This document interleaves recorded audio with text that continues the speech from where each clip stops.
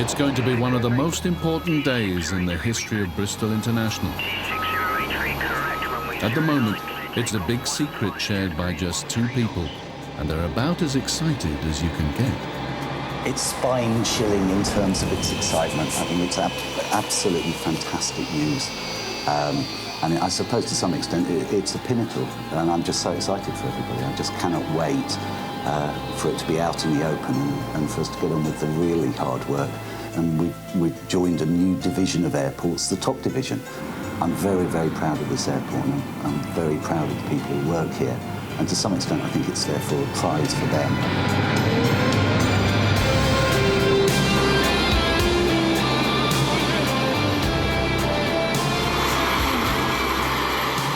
The airport's managing director, Andrew Skipp, and aviation director, Tony Hallwood, have just learned that America's Continental Airlines have decided to start a daily service between Bristol and New York. I'm going to start. You're going to start, and then I'll make the announcement. Yeah. And then back to me for the what this means to everybody in the airport. And nervous? No. No? No.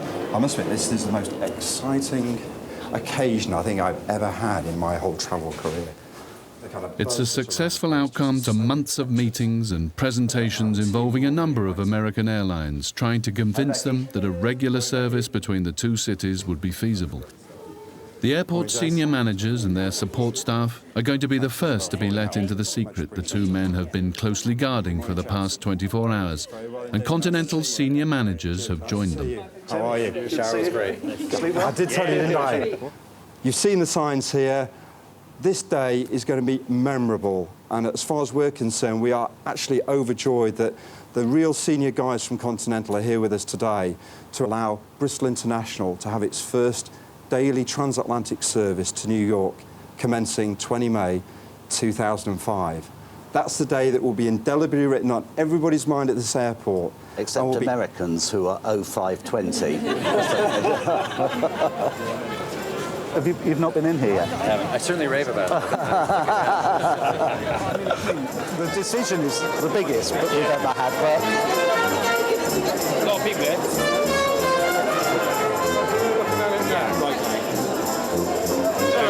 Made it then? Sorry, we're having a talk shop.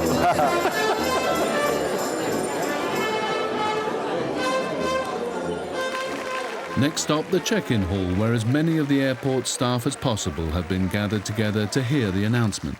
It provides every business in this wonderful region their first ever opportunity to trade conveniently on a global stage. Just 7 hours from your doorstep is the Big Apple, with landmarks that we see on our televisions, the Statue of Liberty, Empire State Building, Times Square. The champagne may have been uncorked and waiting to be served, but the passengers still have to thread their way to the check-in desks. Meaning that we keep them here for that much longer. I am confident that the commencement of a New York service will be a catalyst to further growth at Bristol International, offering yet more opportunities for local businesses and inbound tourism.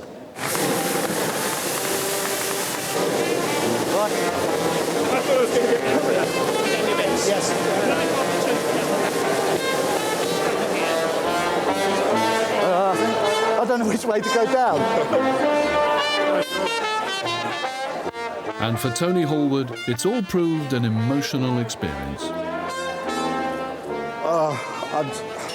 I'm drained. That was absolutely sensational.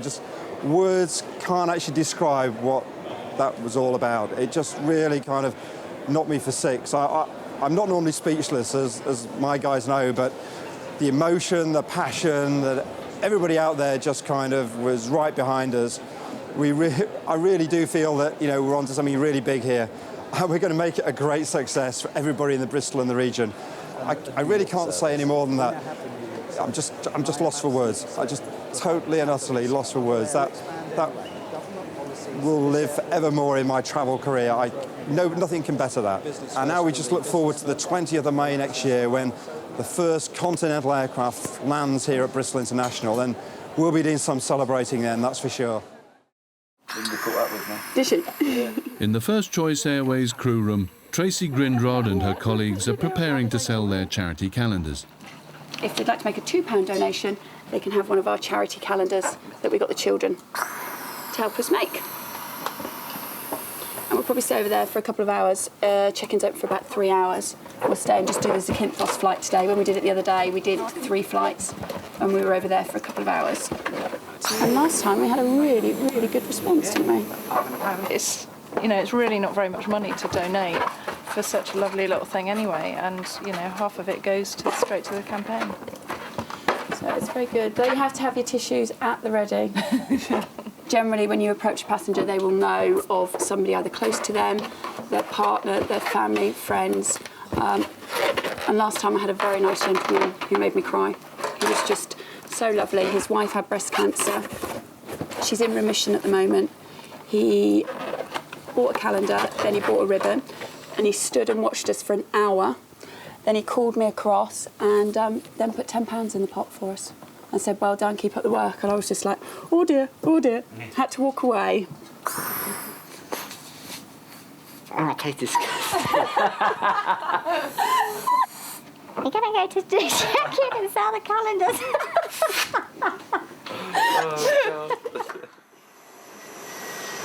Flying is still one of the safest ways to travel, but sometimes things can go wrong. Right, we've just picked up a message on the tower frequencies. An aircraft may have a problem. Not sure of the problem yet.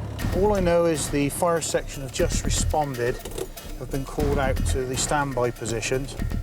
And we're just waiting to see for the message to come through. They're going to come back with what they call the souls on board, which is all persons on board the aircraft, so we can evaluate the sort of scale of response that may be required.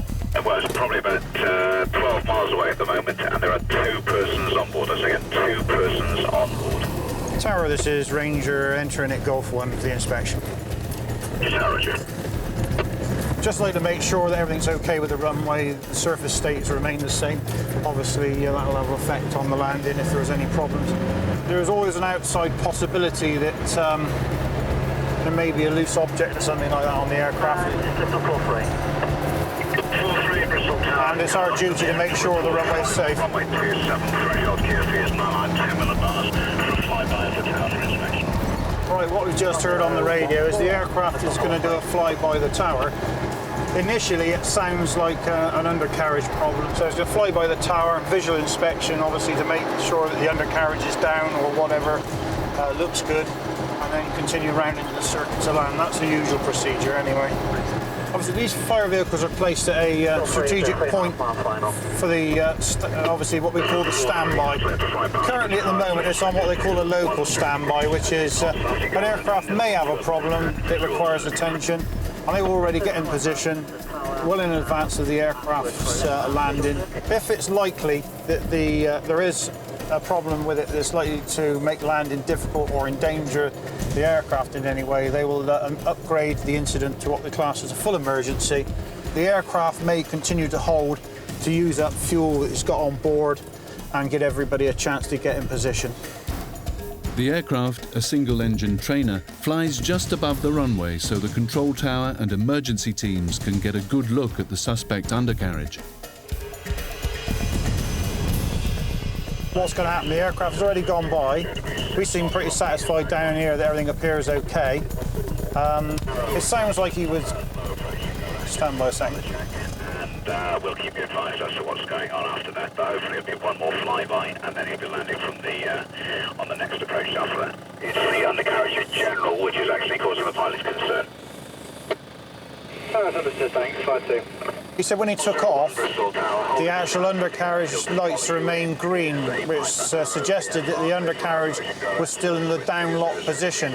So he's obviously coming here. He said he's recycled the undercarriage, means he's raised the undercarriage, re-lowered it again, and now he's got reds.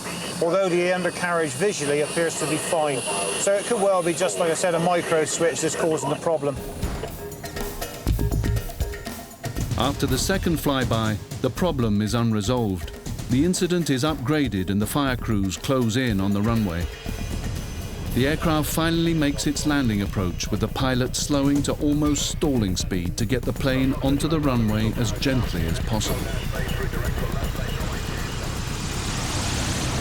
Much to everyone's relief, the undercarriage holds up and the plane and its passengers are safely down.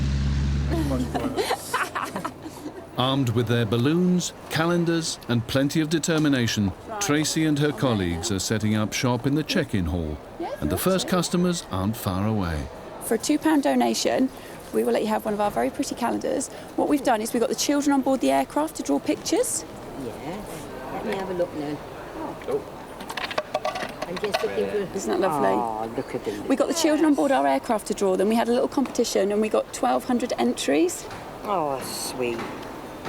Oh, that's lovely. Very well caused, actually. It is. Unfortunately, it affects so many people. I tell all the young men that that's Kylie when she wakes up in the morning. That's what she really looks like. And then these ones here, look at the feet. Are they fantastic? Oh, that is lovely. Oh, that's great. Have ribbon?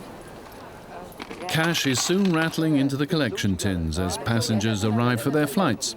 The charity team have set themselves a final target of over £10,000, and today no one is escaping. Good morning. Oh, he's trying to dodge by, isn't he? How dare you, young man? Oh, you've got all his money. Well, I like that way. That's good. That's a good way to start your holiday. Go on, wear a pink ribbon with pride. Really? Really? Are you on our Zakynthos flight? Yeah. You see, if our guys have got to wear pink, then you shouldn't be ashamed to wear pink. But they might have a reason. Not all of them. There are a few that don't. Not many, I have to say. Have a great flight. Thanks very much. You two lovely young men. Would you like to help support the breast cancer campaign? I would if I had any money. Oh, it's amazing how many people... I will take you 3p. I will take you 3p. That's all I've got. See, look. Pink ribbons, gents. Look very nice with your uniform. I don't think it would go. It'd flash a bit with it. I don't think it would. You wouldn't say that if I was on your arm, would you? No. There you go. Have a good day, gentlemen. Thank you. That's different. Thank you very much, Slick. Thank you very much. Would you like to take pink ribbons, ladies? Otherwise, my colleagues will only accost you in a minute once you've checked in. Thank you. Is it just the two of you travelling today? No. Oh, you've left them to park the car, have you? Yeah. Left the men at home. Oh, yeah? Did you? We did nothing but laugh. Next year. With so many charities and good causes looking for cash, what have the team noticed about those people who give them money? But it's amazing how many groups of young lads that we had last time that did give, and they gave very generously. So that was nice. And it's always the people you least expect that are a lot more generous and more open and will stand and discuss with you than those that you don't. So it's quite an amazing thing to do, because I've never done this before, but when you first start off doing it, you have to get used to people saying no. And at first you take it personally, you think, no, that's fine. Every 4 or 5 no's you get a lot more that say yes, so it's good. Among the airlines at Bristol, the Isles of Scilly Skybus is the smallest. They also fly the smallest aircraft, a Twin Otter, which is a major change for Chief Pilot Richard Ashby, who used to fly much bigger planes. As far as I'm concerned, I did my training purely to fly airplanes, which means hands-on flying, not the sitting there pushing buttons, I'm afraid. I've flown bigger airplanes, and I've been away and flown for other outfits, but I've come back to this purely because it certainly is more fun, mainly because it's a way of life. You've got a lot more time off for your family, and okay, you never earn as much down here with the smaller outfits, but you do have a better lifestyle. I'm home on Sundays, most Sundays. I don't fly nights. I generally fly either a morning or afternoon shift, so you know, throughout the summer holidays I get more time with my children. And while most of the aircraft at Bristol need the whole runway and speeds of around 150 miles per hour to take off, the Twin Otter is airborne in just a few hundred yards and at just 60 miles an hour. Rotate. We've got 7 full-timers, 8 part-timers. The full-timers constantly are flying, effectively, although they do have the odd hobbies. Myself, I dive, and we've got one who's a plumber, and he's building his own house. One's a musician, and of the part-timers, we've got one that writes music, one's a structural surveyor. So it's a pretty varied bunch, really. One goes off in the winter and walks South America, and another one goes off skiing for the winter and instructs skiing. So they come from all walks of life. Typical weather at this time of year. This is autumn weather, showers over Exmoor, Dartmoor.